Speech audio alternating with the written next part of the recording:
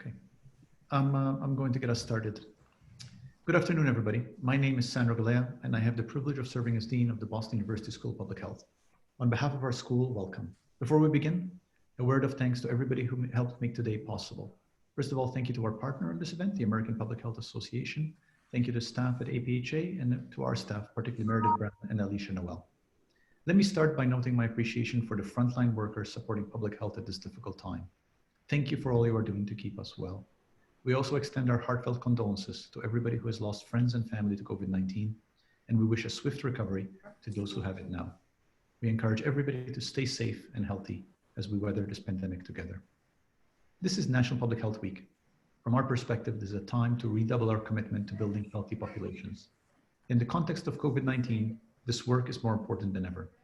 Addressing this pandemic has presented many challenges. It has shown us the need to not only mitigate this disease in the near term, but to build a health system that better protects against future threats. Today's panel will help explore how we can build such a system. We are honored to welcome a distinguished group of panelists. Each panelist will speak for about 12 minutes, and then I shall moderate questions from the audience. Please feel free to use the question tab in your Zoom browser, and I will do my best to get to as many questions as we can. Our first speaker is Dr. Georges Benjamin, Executive Director of the American Public Health Association. Dr. Benjamin. Hi, everyone. Give me a second here while I share my screen. So what I want to talk about is obviously trying to build this public health system of the future.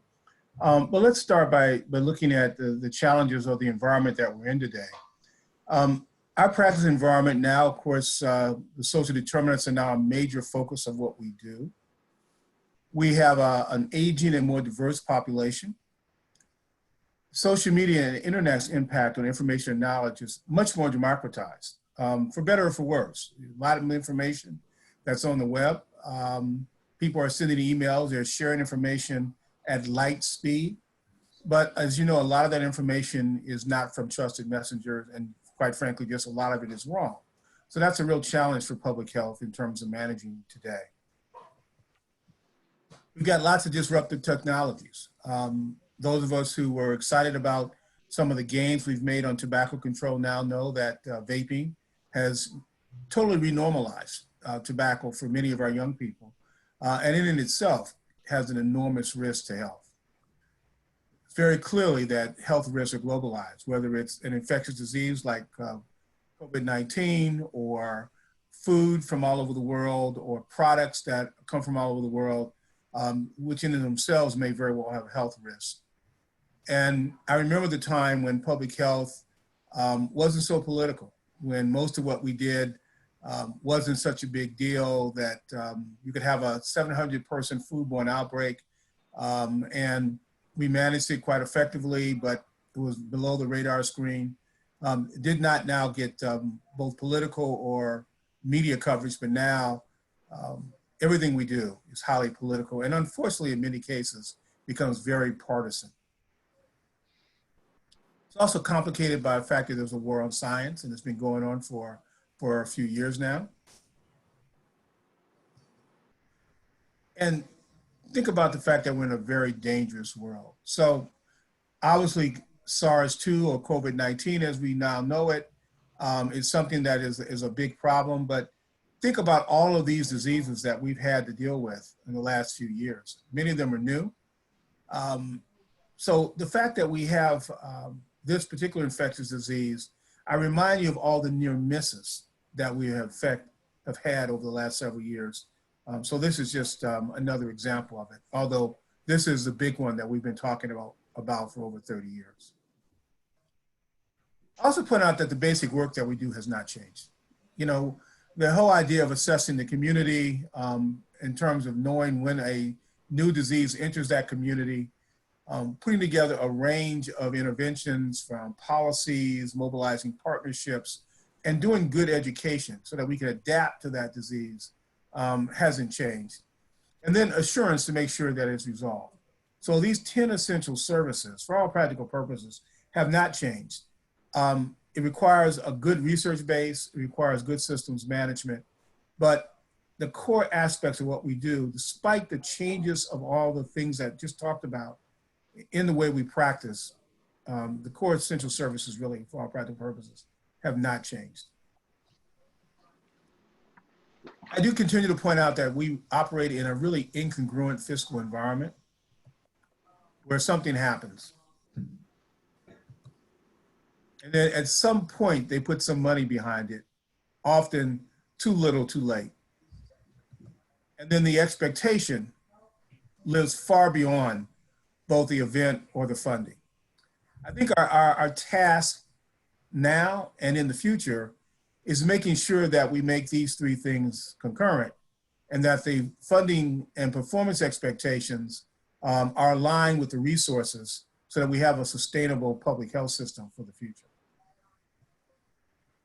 We've always said that public health remains invisible and that our best work is done, nothing happens until something big happens. And in this case, it's a big bad virus, which has moved much faster than any of us thought it would, and is far more lethal than many of us thought that it would be. I'd like to point out that there are really three epidemics here. We have obviously the infectious disease epidemic that we see, but we also have an epidemic of bad information, both purposeful and non-purposeful, which WHO has dubbed as an infodemic, and an epidemic of fear, which I think is very important, fear of the unknown, the misstatements and poor risk communication that have been going on. Again, a rapidly moving communications environment, which when you say something in the morning, it might not be true in the afternoon. Not because you said the wrong thing, but that the situation has changed. And we know there have been significant mismanaged by some policymakers, and that's resulted in an enormous loss of trust throughout our system. This is just to remind you of the fact that we've got lots of cases, and right now, this is from late last night, but we today have over 14,800 deaths, and just an enormous number of sick people in our country from this outbreak. And as we know, we've had multiple systems failures, poor and confused, at least at the federal level, federal leadership, not so much locally, but there's still some.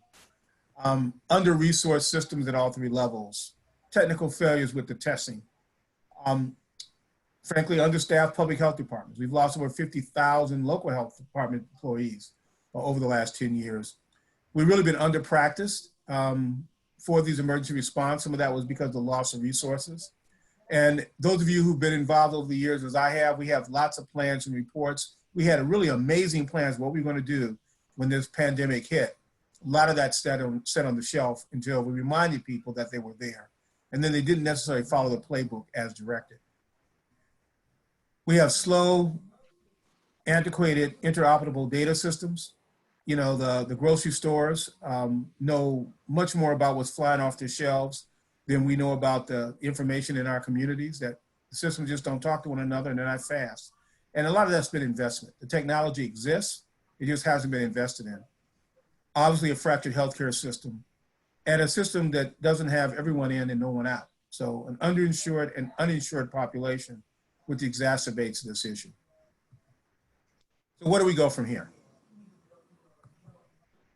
I like to remind folks that we need to own being the chief health strategist. And I know that some of us have felt that was controversial, but somebody needs to step up and be in charge. And I believe that's public health. We have the statutory responsibility to do that. And I believe we all have to step up to the plate and do that. We have lots of partners in other places that can help, but we are the folks that are supposed to be in charge of this kind of stuff, i.e. the public's health. That does require vibrant partnerships across sectors. I mentioned building an actionable data system that can deliver the 10 essential services, that is adequately and sustainably funded, and accountability. You know, we're doing a lot more accountability with the Public Health Accreditation Board, but we got to make sure that not only are we accountable, but we need to have accountable leadership as well. And I got to tell you that in my view, that a lot of that leadership accountability is sorely lacking right now. And then finally, I like this quote from Martin Luther King, which says, "Nothing in the world is more dangerous than sincere ignorance and conscientious stupidity." And I think in many ways, that has been the hallmark of what we've gone through in the last couple months. With that, I'll thank you, and I'll pass that on to my colleagues. Thank you. Thank you, Dr. Benjamin. That was terrific. I really like the curves as well. We'll come back to those afterwards. I'm going to move on to our next speaker, who is Dr. Mary Bassett. Dr. Bassett is former Commissioner of Health for New York City and director of the François Xavier Banyou Center for Health and Human Rights at Harvard University. Mary, over to you. Thank you, Sandro, and thanks for inviting me to participate in this session this afternoon and for your leadership in keeping equity at the center of the COVID-19 response. And it's a pleasure to be with Georges Benjamin and John Auerbach. I thought what I would do is reflect on what I learned in the course of my tenure as a commissioner in New York and say what I think that has, what relevance I think it has for our current COVID-19 response. Obviously, this is a once in a century of pandemic. But in 2014, next please, New York City, next slide please. I can't, are they advancing? I can't see. Yes. Okay, all right, I'll just trust that they're advancing. I'm not seeing them advance. Can you see the slides maybe? Or yeah, I want to go back one. You can go back. Yes, in 2014, New York City had its first Ebola patient, only one that New York had, and one of a handful in the country. And the city health department had begun planning for this 4 months in advance when the epidemic was raging in West Africa. And this photograph is just to remind me and to point out that the public health leadership of the city was the face of the response to this outbreak. And we were trotted out to all the major media outlets, not only me, the commissioner, but the deputies. And that was really key to the city's response, that there were people viewed as nonpartisan, technical people who were telling the public what they needed to know. And the next thing that we did, if I could have the next slide, is provide very detailed information about everything that we knew about this patient who had appeared returning from service in West Africa. And this is the flyer that was handed out to the press at the first press conference at Bellevue Hospital where his diagnosis was announced. And you can see, if you can make it out there, how detailed it is. It was a day-by-day account, everything, the name of the bowling alley that he'd gone to, what subway lines he'd taken, where he'd walked in the city. And this was part of the whole effort to assure the public that we were telling them whatever we knew, that there remained uncertainty, but they were being given the facts and nothing was being hidden from them. The next year, next slide, we had the largest outbreak of Legionnaires. Now, this isn't a communicable disease. It's not spread person to person, but it affected a highly vulnerable community in the South Bronx, one of the poorest areas in New York State, and in fact, in the continental US. And many people were sickened. That was the largest outbreak since the disease was first described in the mid-1970s. What we learned from this was the importance of communication to the affected communities. and to let them know what we knew, same thing. And we also experimented with new ways that would be relevant even now of communicating with the public. We held digital town halls where people could call in and ask questions and stay online as we just stayed there until their questions were answered. And these were done in collaboration with local politicians who also answered questions for the public. The next slide, please. And then we had Zika. This didn't transmit in the United States, at least not meaningfully, but it was something that badly affected parts of New York City. And this is a communication campaign, very straightforward, telling people facts that they should know, telling them not to travel, emphasizing the importance of protecting pregnant women. We learned to communicate with new people. The health department was used to speaking with major media outlets, but in this case, it was really important to speak to the ethnic media, to get to church leaders, leaders of the medical community, and to tell them that particularly pregnant women should not travel. Next slide, please. And the equity lens, it also proved important in understanding how we were delivering the only intervention that was really available at that time, which was to be tested for Zika. And I don't know how many of you know New York City, but on the left is a map where the darker areas show the population that came from countries that had ongoing Zika transmission. And on the map on the right, you can see where the tests were being done. And in February, the outbreak began in South America in the end of 2015. But in January, February, most of the testing was being done below 110th Street, not the areas where we knew there were people who had ties to the countries where Zika transmission was occurring. So there was a mismatch between the people who ought to have been tested and the people who were being tested. I don't know who they were, people who were going to the Caribbean for holiday or something. So if I could flip through the maps, these data, which might not have been looked at if the health department hadn't been alert to the idea that we have to look neighborhood by neighborhood at how we're doing. These data help drive an effort. And if I could flip through the maps that followed by early spring, the map of testing matched the map on your left there. And people who were residents in areas with immigrant ties to particularly the Caribbean had the highest testing rates in the city. And there was also a need to get this information out, not just over traditional outlets, next slide, but also on storefronts and corner stores, and let people know. So this was about using our data to look for equitable strategies and about developing new ways of communicating to ensure we got information out. Next one. So for somebody who focused on the leading causes of death, which remain even now, non-communicable diseases, my tenure as commissioner was really dominated by microbes. And now we have corona, which this is an article that a colleague of mine at the FXB Center and I wrote, and they were published in the beginning of March when we had our first COVID death. George has mentioned that we've now hit nearly 15,000 deaths in that time. It's really been astounding to, and I think really stunned everyone at the speed with which exponential spread occurs. And we acknowledged at the time in this article that many of the vulnerabilities of the United States, historical and ongoing, would come to the fore as we confronted COVID. The existing health inequities in terms of underlying chronic disease, the ability of people to follow public health who lived in crowded places and who couldn't afford to stay home because they needed to earn their hourly wage.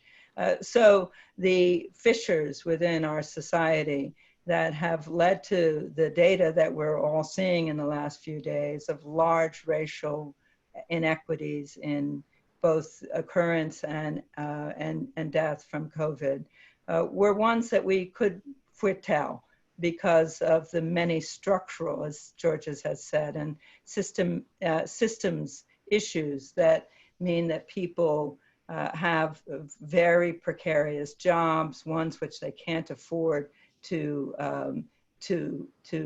leave because they have no flexibility in terms of paid leave. They have no health insurance. They live in crowded conditions. And that is what we've seen unfolding. So if I could go to my last slide, which shows the kind of lessons that I have drawn that I think are relevant to the current response. One is I think we'll all be echoing each other. Georges has talked about the need for accurate and complete information, what I've called here transparency.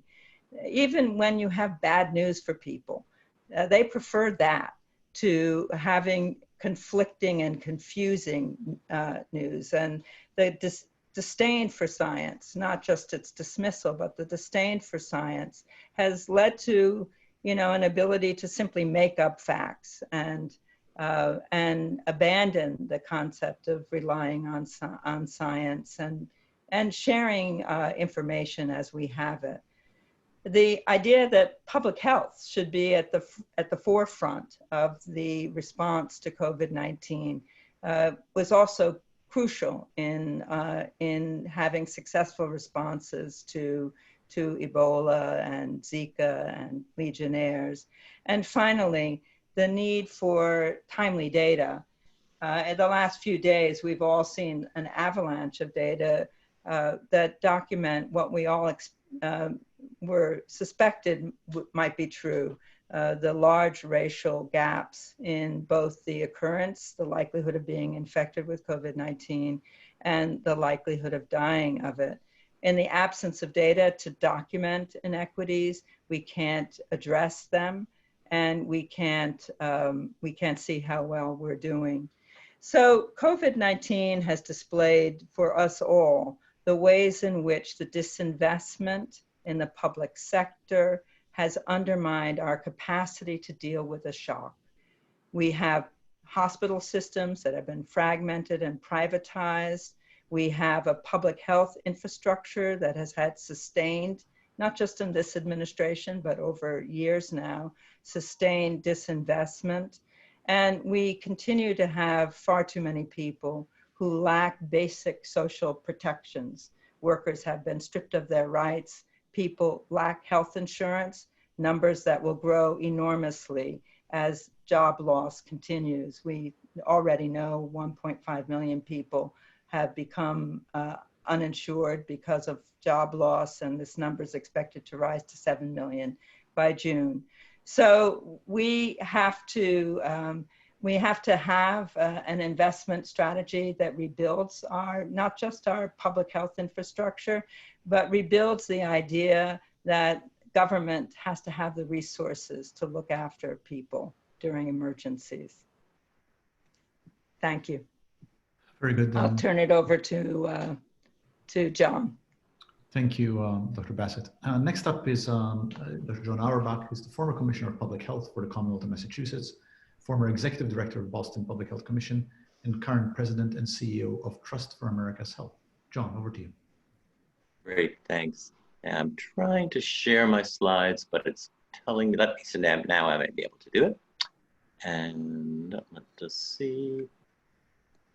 Okay, and can you all see that? Yeah, you're on. Okay. You just need to project your slides. Let's see. Oh, maybe you can't see those.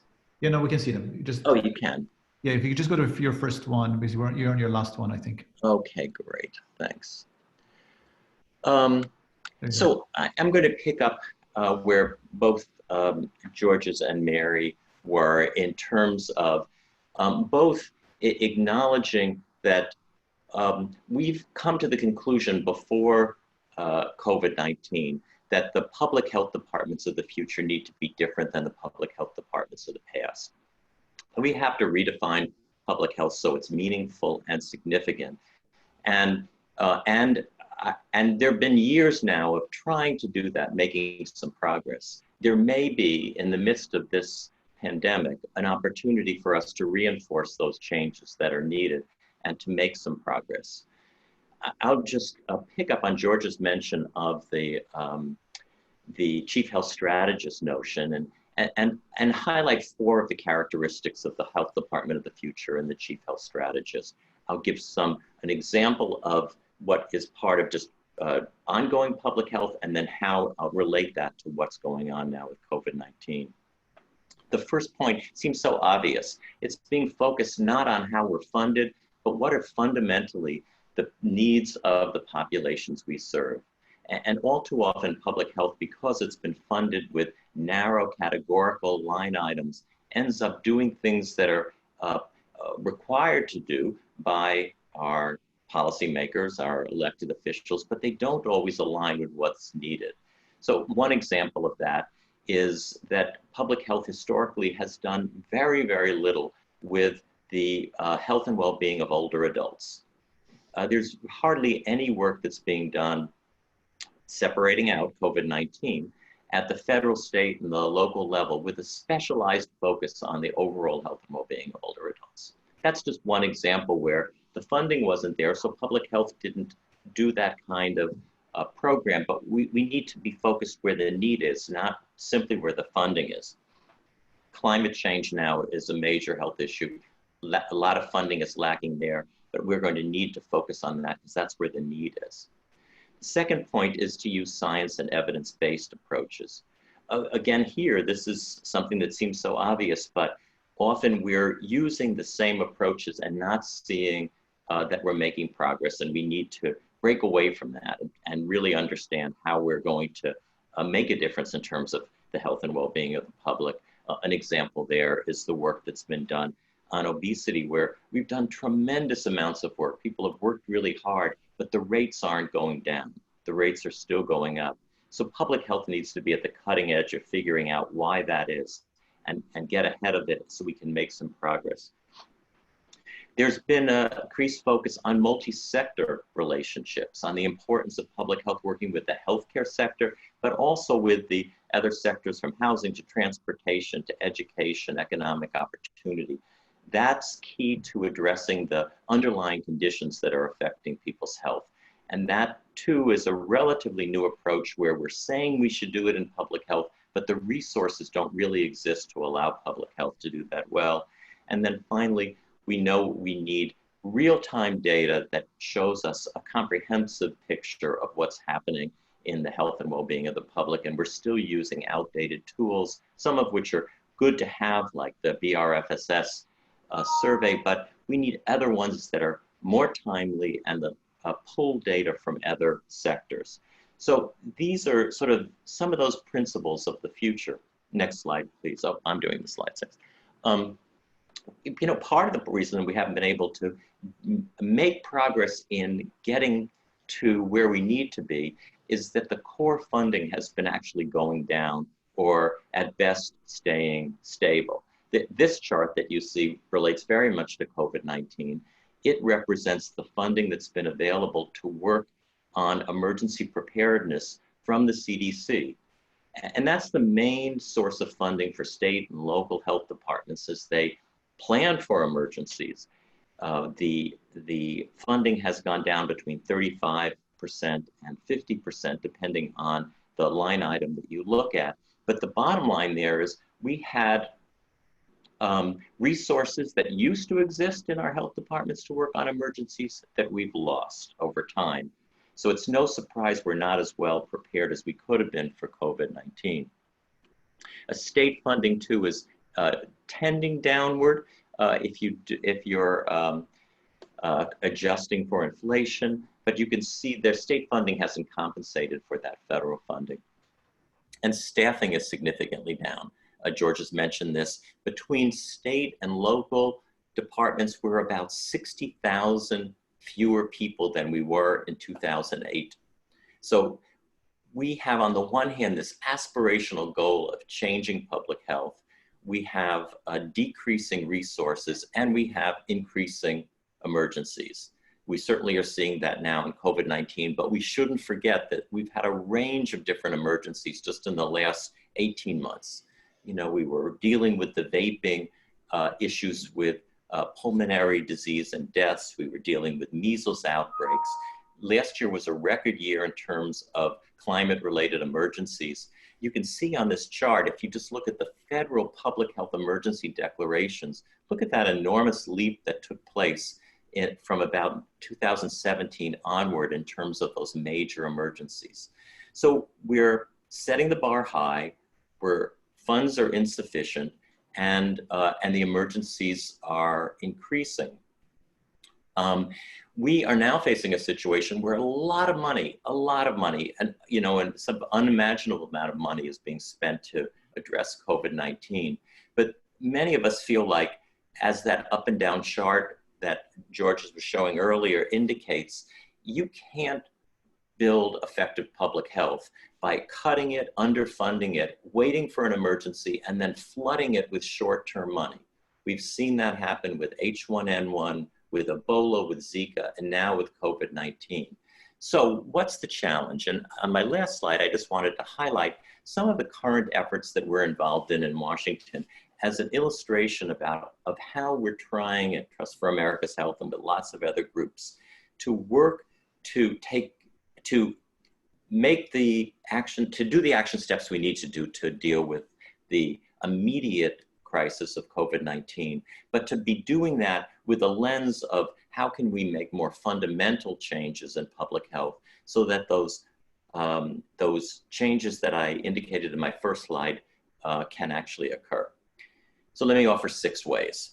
First, we are proposing as part of the latest review by Congress of the possible content of a COVID Response Act. This would be the 4th one that they passed. We and 150 other groups have endorsed putting in that bill $4.5 billion a year to pay for the infrastructure strengthening of public health, not just to deal with COVID-19, but to ensure that public health at the local, state, tribal, and territorial level are being built with a solid enough basis to deal with whatever the emergency is or the day-to-day health issues. Secondly, we're proposing that there be a focused on the importance of accurate data collection and analysis during COVID-19, and particularly highlighting the needs we're seeing to look at the race and ethnicity of people who are becoming seriously ill, hospitalized, and dying. We've seen this week those shocking figures from some cities about the disproportionate impact on the Black community. But the sad fact is we don't have that data for the rest of the country. It's unevenly collected. We need to fix that now to understand what's happening with COVID-19, but the way to fix it is the underlying data systems need to be strengthened. We're making proposals for that as part of the COVID-19 effort as well. A third point is there's an effort now around thinking about contact tracing. That's the activity that takes place when we know someone's infected with an illness, in this case, COVID-19, and we want to identify the other people who might have been exposed so that they can isolate or be quarantined, until we find out if they also become ill.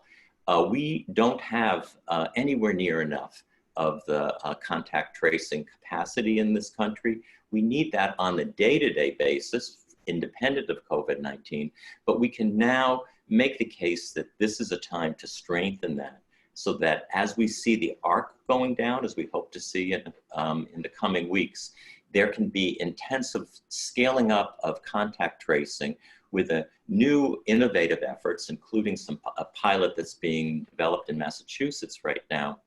But that should be funded in the short term and the long term. A 4th point and the 5th point are we need to look at the underlying causes of poor health. And they relate to such things as systemic racism, to multi-generational poverty, and to the economic and social conditions in people's lives. And all too often, what we've done in public health is treat the symptoms with a program and not look at what we can do in terms of policy change to focus on what's causing the poor health. We think there's an opportunity with COVID-19 to be making those points as we're looking, for example, as I mentioned earlier, about the increased risk among Black residents. That's not because Black residents are involved in unhealthy behaviors on their own. That's because of the conditions and communities. We can make that case, we think now, with COVID-19 and begin to make inroads in terms of funding some of those, the approaches that will try to change those policies.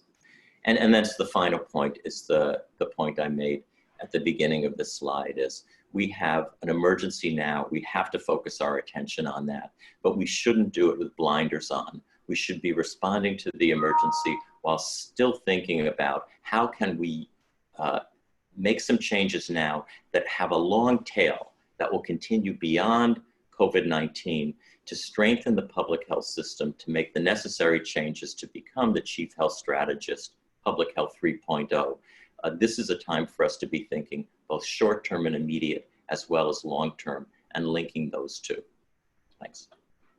Thank you very much, John. Thank you to everybody. So we have a lot of questions. I'm going to try to go quickly and direct the questions at the panelists. I will start with a question. Maybe I'll start with you, Georges, if it's okay.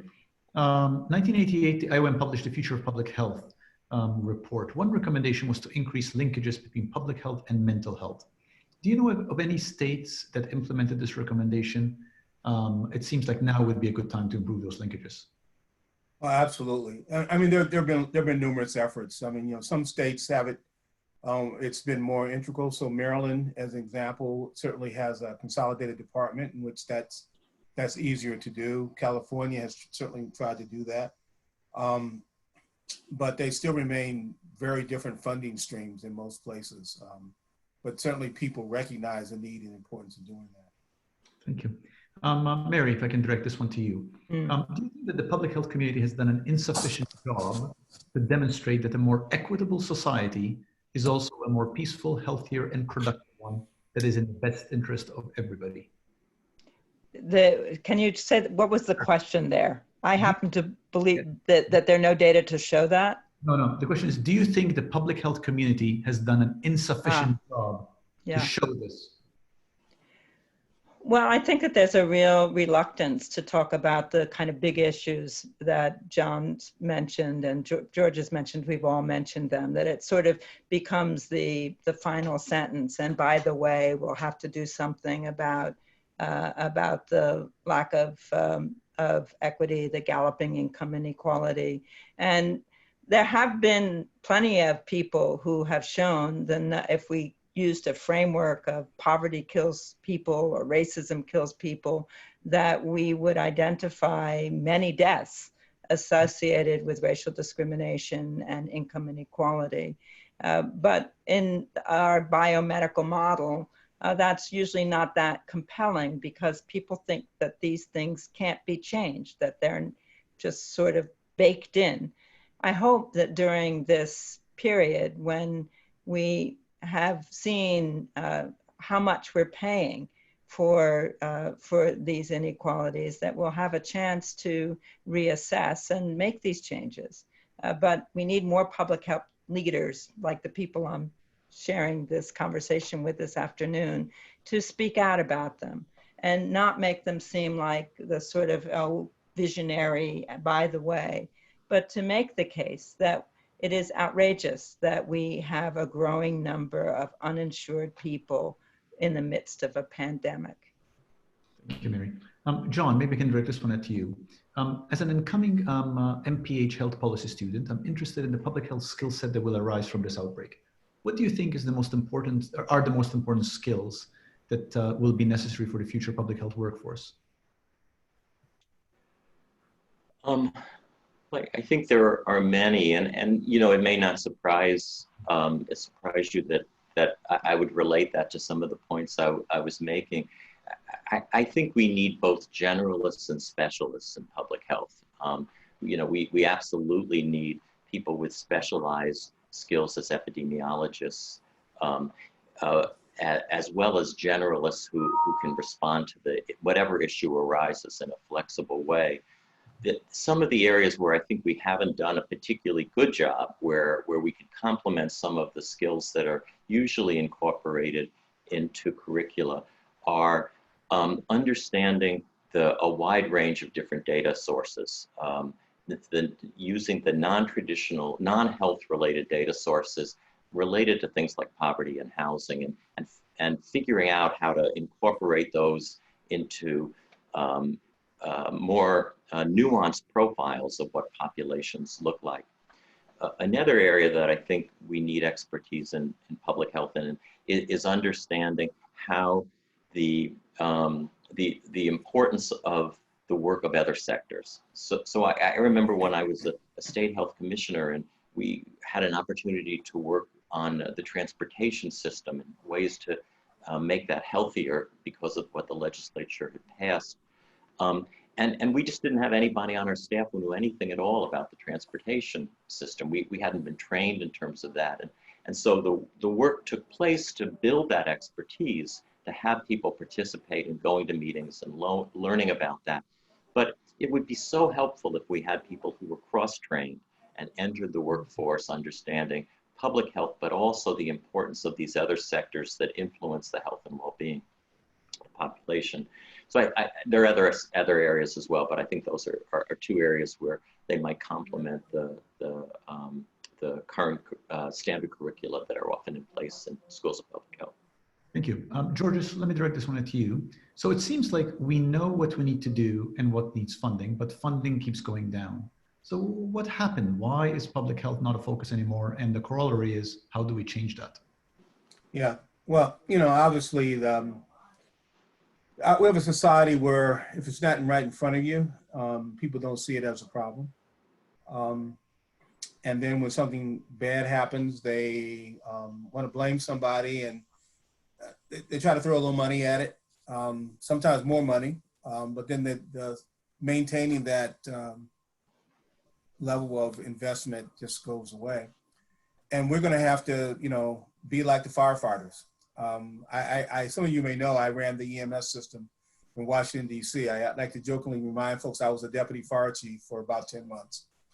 And, but on the EMS side. And I got to tell you, those firefighters are tenacious. Their advocacy is all over the place. They know every member of the city council. They know every member of the federal legislature, and they just simply stay on those legislators, remind them of their importance. Now you understand that we've had a great reduction in fires in this country. And there was a time when fires were a major threat to human health and property. And they've rebranded themselves now more so on the EMS side. They're doing emergency medical services. But they still have some challenges, but they still remain relatively well-funded. The military, same thing. Granted, now we've been in endless wars, which have helped that tragedy. But in terms of the need for funding is what I mean. But we've got to stay in their face. And this time, we've got to be able to say, look, we told you so, it's here. And we've got to grab them and hold on to them and continue to just emphasize this over and over and over again. I've been saying that every one of us who gets paid to do public health is a public health practitioner. But we now know that everybody else in our society, second job is public health. Whether they do the trash, whether they're a grocery store worker, whether they're a police officer, healthcare workers, obviously, every one of them second job is public health. So they ought to want to put that investment in enough and on a sustainable basis. Thank you, Georges. Mary. Yeah. Could I come in on this one? Sure, go ahead. Because I don't know if you want to have debate among your panelists, but I think one of the problems that we have in public health is that the interventions that we're going to propose run counter to the prevailing ideologies that have been taken hold over the past 30, 40 years, which are that government is bad, it's taking your money and wasting it, that, science is all over the place. And, they can argue both sides of everything in any way. We don't believe in them. And so part of the problem that we have in public health is that the solutions that we're proposing go counter to this dominance way of thinking. And I hope that this pandemic, which we have the President of the United States saying on a good day we'll only lose 100,000 people, will make people realize that we have to revisit some of this thinking, and that people need to be protected every day, so that when the day comes that there's a highly contagious, nasty virus, there's the capacity to respond to it. So I don't think it's just that public health has failed to make the case. George, this is what I'm trying to get at. I absolutely agree. Absolutely agree. The anti-government environment has made it very difficult. And, we've got to change this view that every life is precious. And 100,000 deaths, is not acceptable. Right. As a moderator, I try not to editorialize too much, but this has been part of my what I've been writing about for many years now, which is ultimately we need to change how we talk about health. We need to change what we talk about when we talk about health, and I think that's what you're both getting at. Mary, let me ask you a different question. Can you comment on the early data that's showing that African Americans are both at higher risk for contracting COVID and also dying from it? And of course, not only with the causes, but short-term and long-term implications. Well, I think that the data are convincing, and it should serve to amplify the calls to the CDC to make these data available nationally.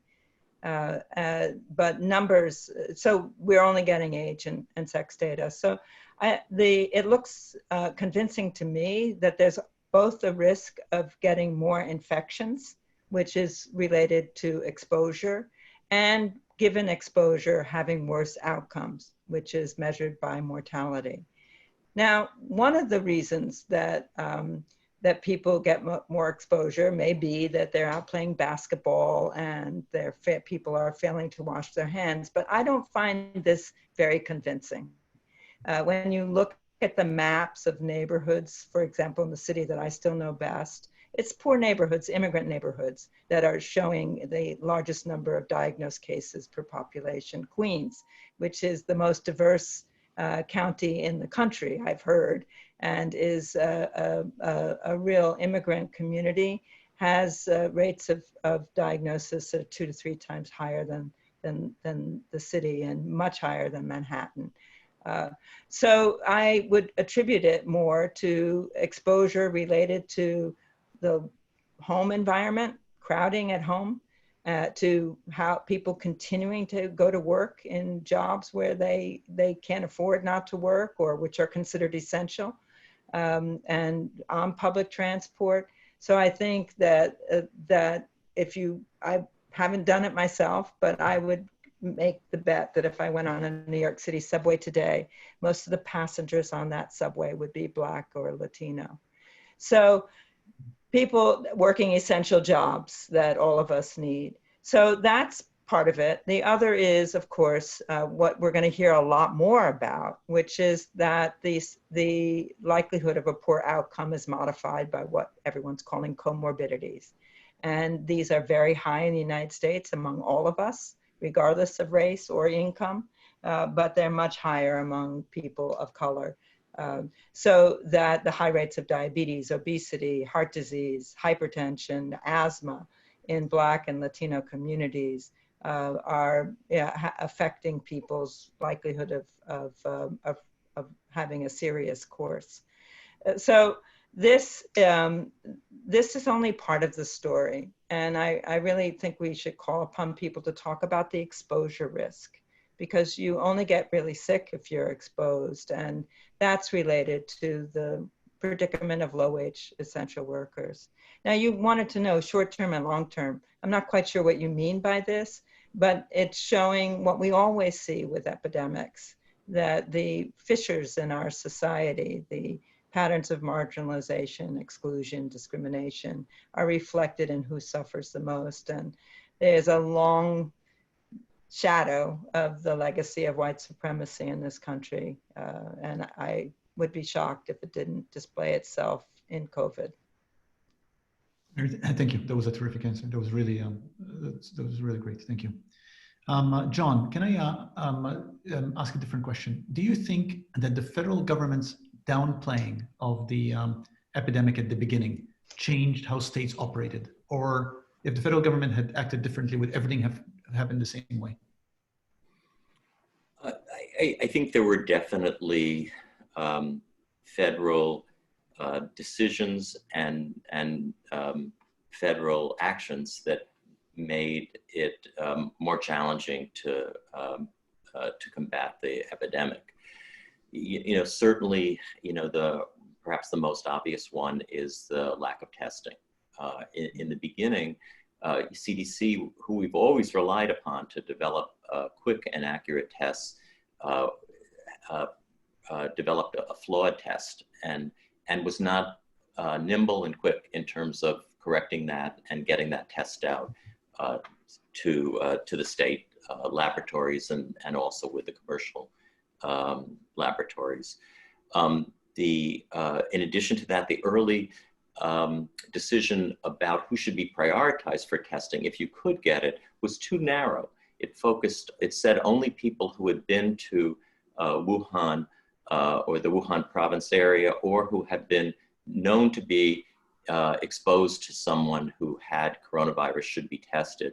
And focusing in that area meant that there wasn't attention to whether there could already be community transmission. And that's why people were surprised when we discovered there was in Washington State. FDA, I think also, in terms of its streamlining the processes to quickly get a test out, make it available both to the public sector, the private sector laboratories, was problematic. So I think that we're still dealing with that. We're still dealing with the ramifications of not being able to identify cases, use contact tracing to try to control the spread of the illness. At the point that we began to understand what was happening, there was already community spread. So that was a significant setback, and it will have, I think, a long-term impact in terms of the trajectory of the epidemic. Thank you. Last question, lightning round. In fact, I just say one thing. This reminds us that we need to remember that the next outbreak, that there's community spread long before, we think there is. This has been stunning ineptness. I just hope that some people are feeling pretty angry about this. But the fact that we had no testing, when we had months in advance notice, nobody ever thought that China would be able to contain a virus that travels through the air forever. And the idea that it hadn't spread and it was just foolhardy. And then there are the people at the University of Texas who've done these models that show when you have one case, there's a greater than 50% chance that you have community transmission. When you get to 4 cases, it's over 80% chance that you have community transmission. So, as Georges was saying, it was circulating way before it was identified. Last question for everybody, lightning round, quick answer. I'm a student. I am committed to helping build public health system of the future. What should I be doing? Maybe let's go, John, why don't you go first? I would say volunteer with something in the community that will get you practical experience that can complement your classroom experience. Georges. Yeah, join the American Public Health Association, get involved with our assembly. But also volunteer in the community. You get 2 answers for that one, Georges. Is this during COVID? Now anyway, if you're under 30, I think you can volunteer during COVID to support, to do volunteer activities. We're very worried about the homeless, about the incarcerated. And how about in the future, Mary? Let's take it to the future. And in the future, Well, I think that you should work for a public health department. One of the extraordinary joys in a moment like this is to actually be able to have some of my heroes in public health together on a panel like this. I always learn from all of you, Mary, George, and John. Thank you so much. Thank you for giving us your time. Thank you for everything you're doing. And Thank you. Thank you. Have a great Stay day. safe. Good day, folks.